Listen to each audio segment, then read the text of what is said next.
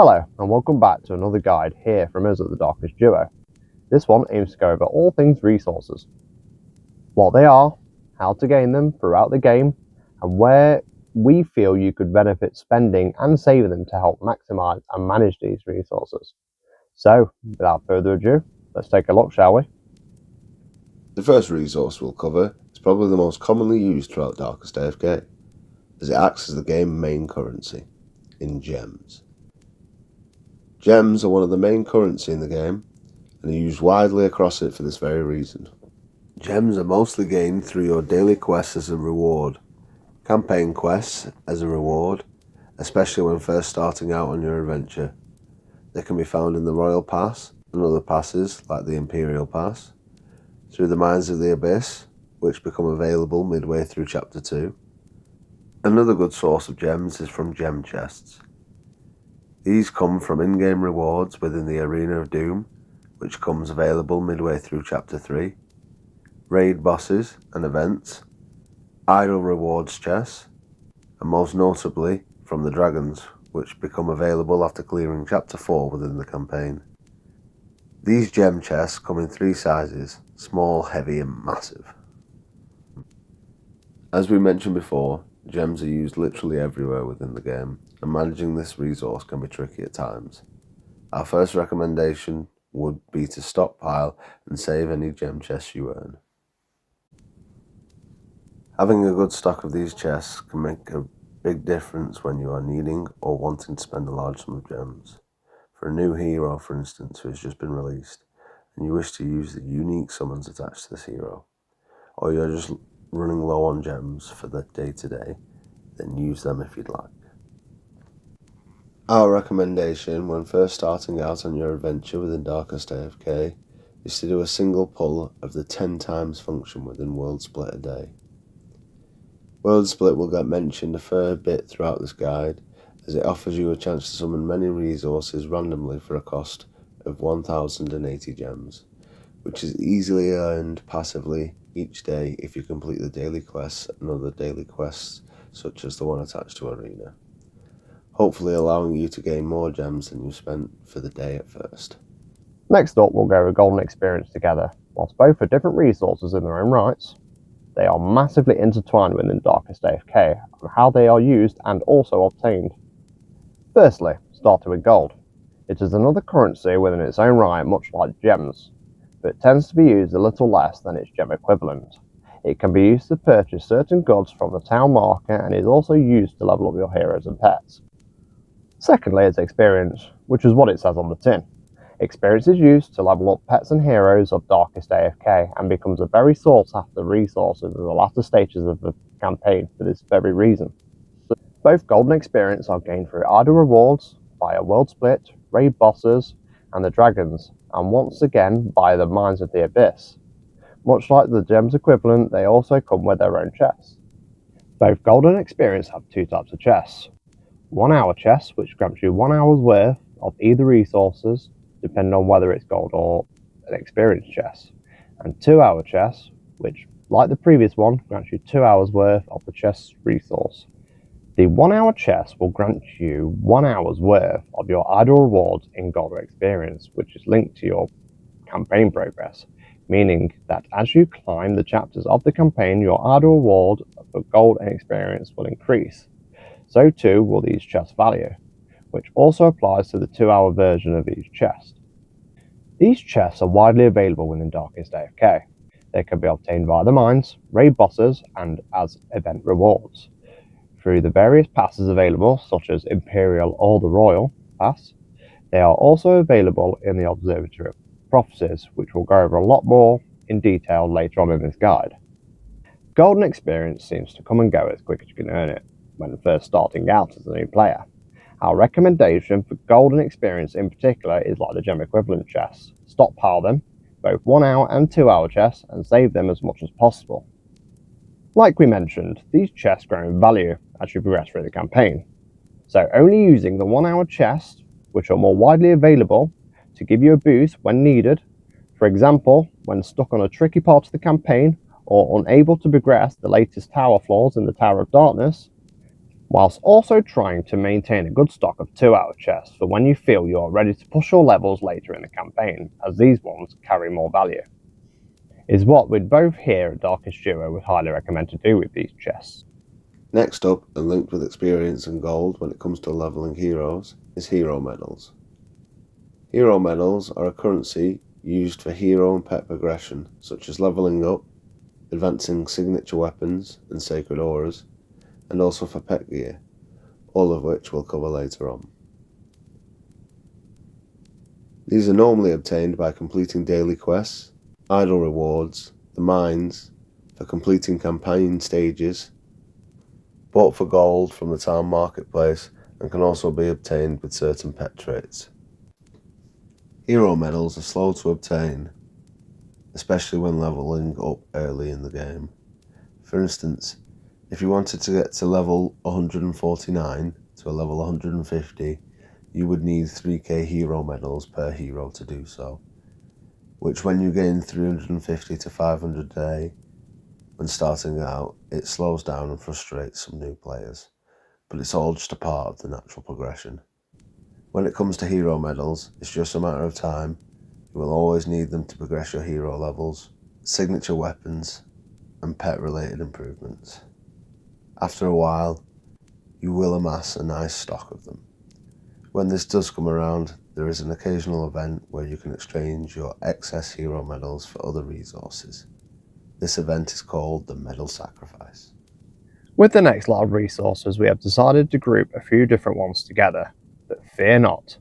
Most of them, if not all, serve the same purpose: recruiting heroes within Darkest AFK. As we just mentioned in the introduction to this section of the video, we'll be going over resources used to recruit heroes within Darkest AFK. These are hero scrolls, class shards, and we'll also touch upon Seals of the Fallen whilst covering this section. At the recruitment point, which is found in the Times Square section of your game, you'll find two tabs, Hero Recruitment and Class Summons, both of which come with two options, either their own scrolls or gem equivalent for summoning.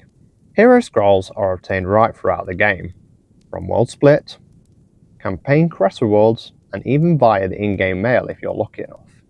They are always readily available to purchase from two tabs within your market, Labyrinth Shop and Mercenary Shop using Seals of the Fallen, which we'll go over briefly in the next part of the guide. Class shards are the most recent addition for summoning heroes added to Darkest AFK at this moment in time. You can gain these by completing Day 4 of the Conquerors of the Stars, or via hitting certain milestones within the Royal Pass. Class shards are a little different. They come in three forms which match the three classes: tanks, damagers, and support. These class shards are widely available throughout the game. You can obtain these through the Labyrinth when exchanging a resurrection scroll to the Fallen Knight in the normal mode of the Labyrinth, reward for clearing specific class tower levels, the arena, and Royal Pass rewards, and not forgetting to mention sometimes within the Mines of the Abyss under the Darkest Mines section. Summoning a healthy amount within World Split will sometimes grant you hero scrolls from time to time, which when starting out is our recommendation. But if you feel you'd like to gain heroes a little bit quicker, summoning from the recruitment point with gems is definitely an option, but would ultimately cost you more gem-wise. A times 10 pull on hero recruitment will set you back 1,800 gems, but not all is lost. When summoning with gems, you will also summon Heroes of the Fallen. These guys are not worth the time nor the effort, so I'd recommend ASAP going over to your temple section within the town, clicking the purification altar and toggling auto purification. This will turn any Heroes of the Fallen into Seals of the Fallen, which is the currency used within the Mercenary Shop, meaning you can spend the currency you earn from summoning these Heroes of the Fallen into seals to then reinvest into either hero scrolls or class shard or even soul vessels, but the soul vessels are very pricey. Class scrolls, like hero scrolls, comes with two options also in the summoning section, either spending the scrolls themselves or a 2,700 gem equivalent for a 10 times pull. Class summoning is brilliant for being able to target certain classes at once. Let's say you're focused on raising two tanks. Summoning through here will lessen the pool you pull from when compared to Hero Recruitment, where you will pull from all 3 classes' pools. We recommend you try and hold back at least 20 of either Hero Scrolls or Class Scrolls, or even a mixture of the two, for the rotating summoning events, as this will help to maximise that event, which we'll go over more later in the video. Class shards require you to gain 60 shards in order to obtain 1 hero in return, depending upon the shard used. A few players like to save these in their inventory for a rainy day, either when wanting to push a certain class for a hero of their choice, or for when a new hero is introduced into the game, allowing them to summon them. Within both class summons and hero recruitment, you'll find a wish list, and whilst we don't know the figures behind the wish lists themselves and how they affect the likelihood of pulling your chosen heroes, we would still recommend that you unlock all these slots and utilise it as soon as possible. With the pool of available heroes continually growing with the introduction of each new hero, these wish lists will hopefully make all the difference in the long run. Next, we'll cover all things pets and the resources attached to them. Currently, seeds and beans. First one, seeds, is the currency you spend at the pet house to summon your favourite companions. Pets even have their own wish list, however it is limited to 1 pet at a time. Secondly, magic beans, which are used to summon gear for your pets under the Forester tab within the pet house. This gear is used to elevate your pet stats and also unlock some pretty neat boosts in both your pet traits and for further boosting their vital combo skills. The main way to earn seeds is by playing the minigames, which you'll have access to 2 minigames per day, with each minigame letting you play them for up to 3 times. We do recommend trying to complete all of these minigames, as the seeds are valuable. Seeds can also be obtained in the mines, and can also be selected to be obtained in the Observatory of Prophecies, and also gained as rewards in the arena. For magic beans, there are 2 main ways these are earned. First, 1,250 is rewarded for gaining 90 stars in the minigames over a week. This period runs from Monday to Sunday. Secondly, if you fight and gain 1,200 glory points per week in the arena, you'll be rewarded the following Monday with another 1,200 magic beans along with 1,200 seeds. So it's recommended that if you're able, try and push to get the 1,200 glory points. Gems can be used to buy tickets for additional attempts within the arena, allowing you more opportunities to try and win fights and gain these glory points. This isn't always easy for some players, but at some point the arena will start to feel that little bit easier as you start to find your feet within the game. Seeds and magic beans are both pet-specific items, being spent both in the pet house, either for summoning the pets or for the gear to equip upon them. Next up, we'll cover mainly magic runes and their multiple uses within Darkest AFK, whilst also briefly touching upon magic spell scrolls. Magic runes are runes that align with each of the 4 magic schools within the game, which are Summoning, Light, Dark, and Chaos. And magic spell scrolls are scrolls used to unlock and power up each of the spells available across the 4 magic schools. Magic runes are linked to the daily raid boss mode in the Dragons, quite possibly one of the most important modes in the game for daily progression, especially later on. There are 4 dragons which match the 4 magic schools, and defeating the dragon on its day, for instance Summoning Dragon, will grant you summoning magic runes, and so on, and these runes become invaluable as they have multiple uses which we'll cover next. Magic runes are used in the magic shop. They can be used to purchase magic spell scrolls to power up your spells, and this for the longest time was the only use for these magic runes. But with the introduction of pets, and then later on with the Observatory of Prophecies with the Sacred Ore update, this all changed. So our recommendation would be to solely level up magic by gaining magic spell scrolls, which are very common within world splits for gens, saving the magic runes for the other 2 options. This is not to say that if you are wanting to boost a certain spell you use a lot, such as Vampirism or Fist for the campaign, buying these shards from the magic shop would obviously aid this quicker. Magic runes are used when your pets gain an ascension. For example, you require 2,500 light runes, 2,000 summoning runes, and 1,500 dark runes to take Layla from purple ascension to the maximum of gold. So always worth keeping a few magic runes in stock for when these ascensions happen, especially at the start of the game where pets will ascend quicker and most of the time all roughly at the same time. The biggest use for these valuable magic runes is within the Observatory of Prophecies, and I think this will carry us over perfectly into the next section of the video, where I'll go over the Observatory and why it is so important to amass a large sum of these magic runes. So, as we just mentioned, we're now looking at the Observatory of Prophecies and the much sought after Blazing Meteors, its exclusive resource. Blazing Meteors are the Observatory's own currency, and they are spent on summoning Sacred Aura Shards through the Oracle's Altar in the Sacred Aura tab. These Sacred Aura Shards are vital for any hero's growth. Unlocking their Sacred Aura at the cost of 100 Sacred Aura Shards powers up your passive skill to its Sacred Aura version, which normally sees a decent improvement depending upon the hero that's been selected. Sacred Auras, once unlocked, can be leveled from 1 all the way up to the maximum of 50.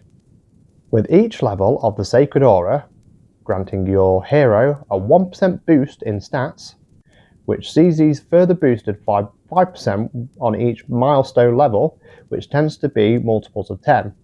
So at level 10, 20, 30 and so on. Also at each of these milestones with multiples of 10, each class gains an effect after scoring a critical hit with a normal attack. These bonuses do also activate upon a critical ultimate. Tanks upon a critical gain the effect of reduced damage received by a percentage, depending upon the level, for 5 seconds. Damagers gain the effect of increases damage dealt by a percentage, depending upon the level, for 5 seconds, while supports gain the effect of increases damage dealt and reduces damage received by a smaller percentage for 5 seconds, which in itself is a lovely boost to any hero you are using. The observatories and prophecies and the dragons are linked by the magic school for that day. So let's say the Chaos Dragon is the dragon of that day. The observatory will be linked and you will use Chaos magic runes in order to explore celestial bodies. You gain 3 free spins a day on the dial within the observatory.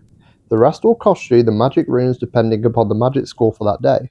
Spinning the dial grants you access to 3 resources of your choosing, which can be selected in the Select tab. So you've beaten the dragon for that day, you've gained some magic runes, and now you head over to the observatory where you wish to spin the dial and try your luck. We'd recommend under the Select tab that you always summon Blazing Meteors, as this is why you're here. The other 2 are down to personal preference, and you can select from either seeds or beans on one slot or golden experience chests on the other. I'd personally go with seeds and experience on these. As mentioned, the game grants you 3 spins a day. Ideally, you'll be wanting to do 5 a day should you have enough magic runes, as the observatory has its own built-in quests and the Meteor Pass, which allows you to gain additional Blazing Meteors. There are also more Meteors available in the daily quest section of the game, and you can also select Blazing Meteors as a reward from the Imperial Pass should you wish to. Meteors are like all other resources, are available in the mines and can even be obtained through secret bosses with the Labyrinth hard mode. Once you've amassed 5,000 Blazing Meteors, for instance, you'd then head over to the Oracle's Altar, where you would use these Blazing Meteors to summon Sacred Aura Shards, which in turn you'll stockpile until you reach the required amount to gain the next Sacred Aura level on the hero you've selected. Next we'll cover Soul Vessels and the Soul Vessel Shards. Soul Vessels are vessels for holding souls. Who'd have thought? Using one of these in your inventory will grant you a soul to be used in place of a hero copy for ascension within the temple. There are 4 souls available within Darkest AFK at this moment in time. Beginner souls, which are grey and available from the start of the game. Apprentice souls, which are green and become available at Chapter 7. Adept souls, which are blue. These are available after unlocking Chapter 10. And finally, the Almighty Master Soul, which is purple in colour, and these become available after Chapter 13. Then there are Soul Vessel Shards, which are similar to Class Shards, in which when you gain 20 of the shards, they can be combined to gain a soul vessel. Soul vessel shards are available as quest rewards, random arena rewards, and from trading a resurrection scroll to the Fallen Knight in normal Labyrinth mode. Soul vessels themselves can naturally be obtained by gaining 20 soul vessel shards as mentioned, but can also be summoned in the world split and feature as a reward from time to time in campaign quests for clearing landmark quests. Also within the Labyrinth as a reward for clearing secret boss floors. They can also be bought from the Mercenary shop and Labyrinth shop, but are considered pretty expensive in these shops. Soul vessels are used to gain souls of all ascensions, in a bid to save on hero copies on the heroes you've chosen to raise within the game. In the temple, you can combine 2 copies of your hero and a grey soul, selecting the grey soul in place of a 3rd hero copy you'd usually be required to use. Souls must match the ascension level of the hero copy you wish to merge. Here's an example of how these souls can save vital copies. We'd recommend stockpiling any soul vessels you gain when starting out, and try and hold out on spending any before chapter 13, as this is when the priceless Master Soul becomes available.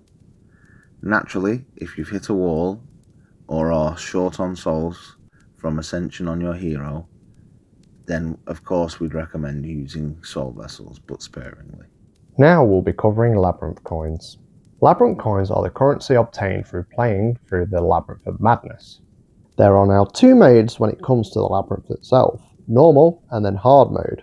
We are unsure at what point we'd recommend trying the Labyrinth hard mode, as it is still fairly new to the game, and we don't have enough intel from the start of the game, as we've both been playing for over 3 years now.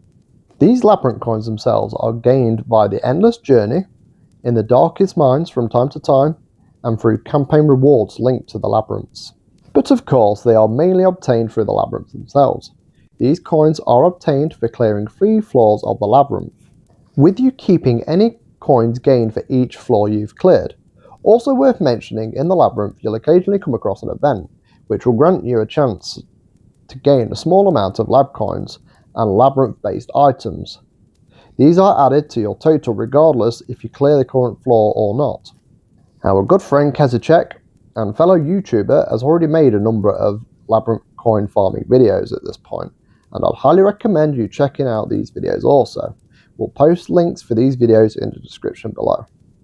The only place where you can spend Labyrinth coins is within the Labyrinth shop tab of the market, and upon reaching chapter 13 you'll gain access to the final version of this shop, where the elusive Master Soul becomes available.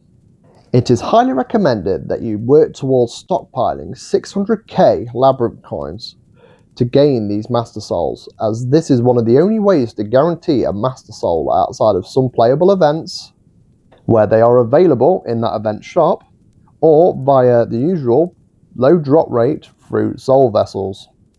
Another resource used to elevate the heroes within Darkest AFK is Stardust. Stardust is the resource used to summon heroes' signature weapon shards within the Conquerors of the Stars at the Star Altar. Conquerors of the Star itself has 20 missions that become available 4 per day between Monday to Friday. These missions reset the following Monday, where a new set of missions will become available. Completing these missions will grant you Stardust. Stardust is gained by completing these missions, and it is recommended that you maximize and complete these missions to the best of your ability as a new player. Getting 100% completion on these missions is vital, as you'll gain an additional 400 Stardust, and it will allow you to raid the first 3 days the following week. With the raid function unlocked, you'll be able to press the raid button 4 times a day between Monday and Wednesday, and gain 100% of the rewards without playing the actual missions themselves. Stardust can also be obtained in the mines, the towers in the 6v6 format, and also as campaign rewards, and some secret bosses within the hard mode Labyrinth. In the Conquerors of the Stars, you'll find the Star Frontier tab, where you'll be presented with 2 options, Star Workshop and Star Armory. Star Workshop allows you to select a hero who isn't yet Grandmaster and summon them at an extreme cost. And secondly, the Star Armory, where we'd recommend using all of your Stardust, as this has a far greater impact overall in elevating your chosen hero's strengths and is just a better choice to spend your hard-earned Stardust. In the Star Armory, you'll select your hero of choice to gain their signature weapon shards. We recommend doing a ×10 pull over single, as this tends to guarantee at least a 1 in 10 chance to pull these shards. And here are the chances of pulling these shards straight from the game itself. But we've often found that pulling a ×10 will at least guarantee you 5 shards when using 4,000 Stardust. In order for your chosen hero to unlock their signature weapon, you'll need an additional 50 shards, which follows a very similar trend if you think back to the Sacred Aura section of this guide.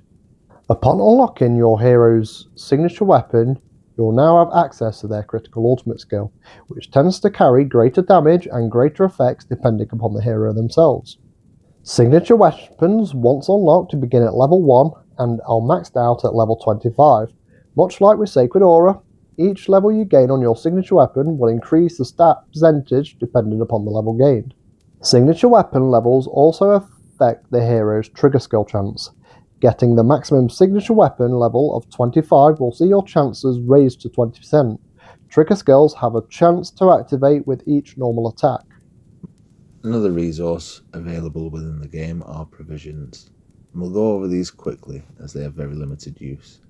Provisions are obtained via idle rewards and with some in-game events. These provisions are solely used to unlock additional slots within the Hall of Fame in the tavern at the cost of up to 5k per additional slot.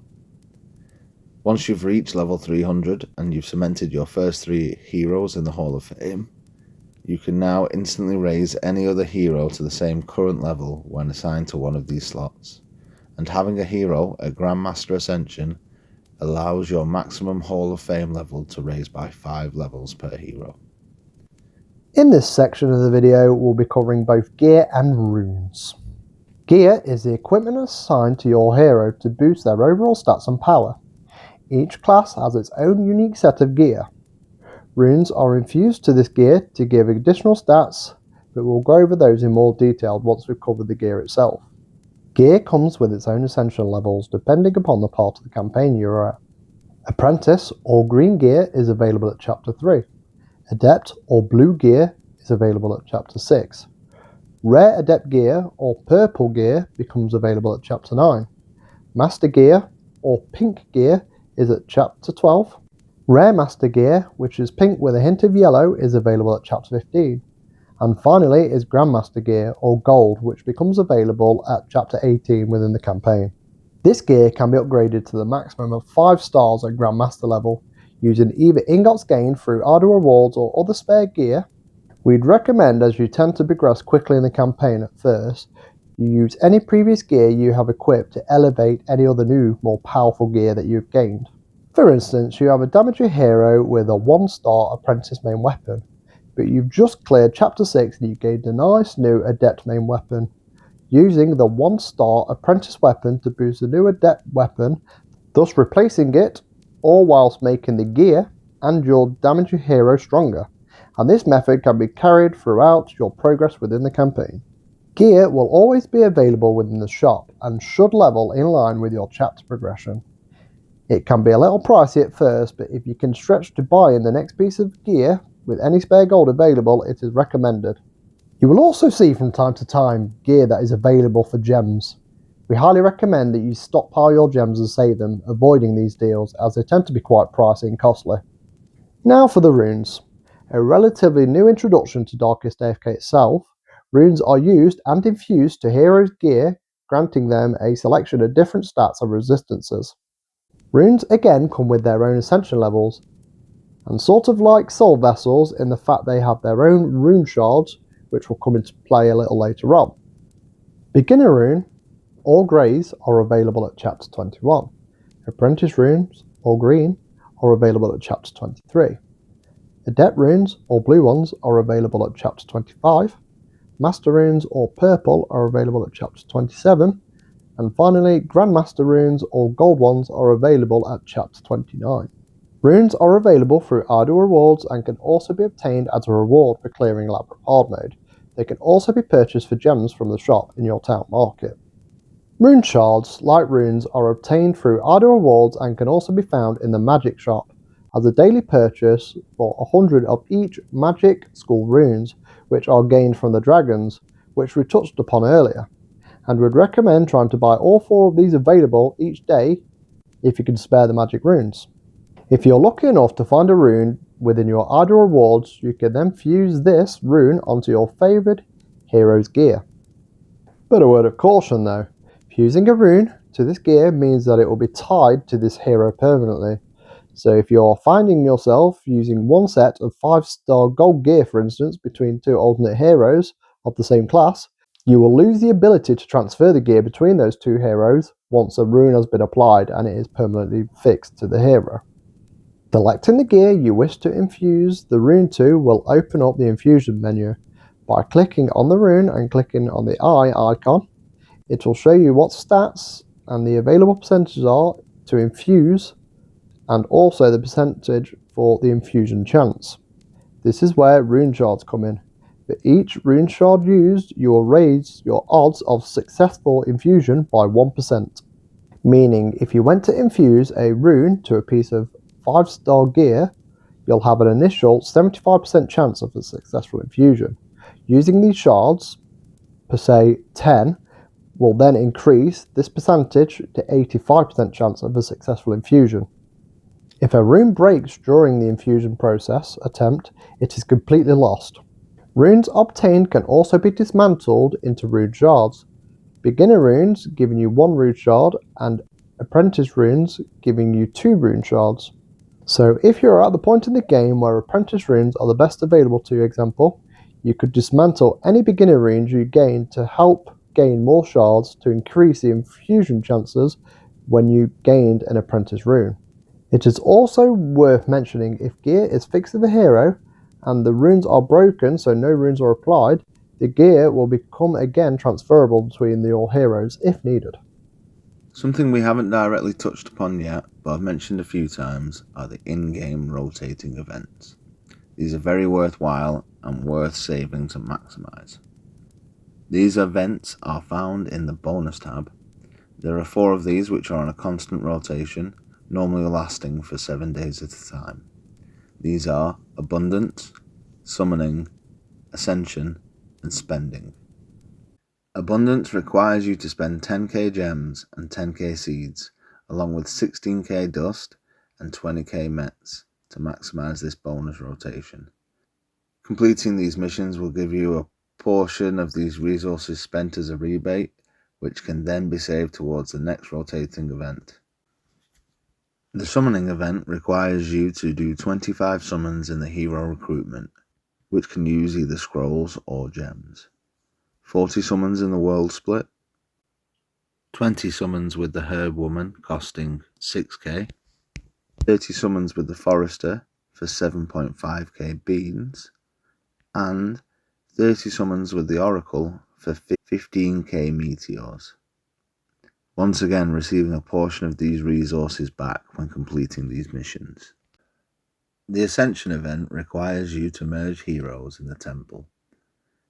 In order to complete this, you'll be required to merge 20 apprentice copies or higher, 4 adept or higher, and 1 master copy or higher.